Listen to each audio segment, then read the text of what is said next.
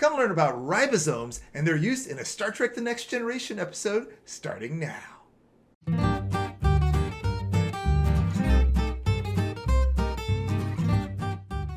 In this dramatic episode of Star Trek TNG, Dr. Crusher says that a Romulan is sick and is going to need a transfusion of compatible ribosomes to recover. I'm going to talk about ribosomes, but first, let me set the context. As you know, DNA is the hereditary material found in all life on Earth. It has the full set of instructions for all of our cells and is found in the cell nucleus.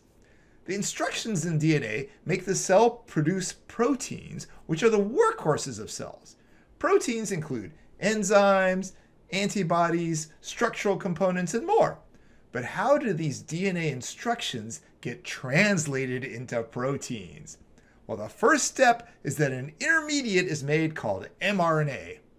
mRNA migrates out of the nucleus of the cell and it ends up in structures called ribosomes. It's here in the ribosomes that mRNA messages are translated into specific amino acids for proteins. So in the case of the Romulan, something messed up his ribosomes.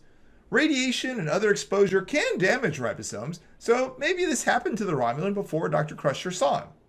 Anyway, recapping, ribosomes are vital because they are the structures where proteins get made in the cell. I will say I'm unclear how one would do a transfusion of ribosomes, but nonetheless, some cool biology slipped into a dramatic Star Trek TNG episode. Yes!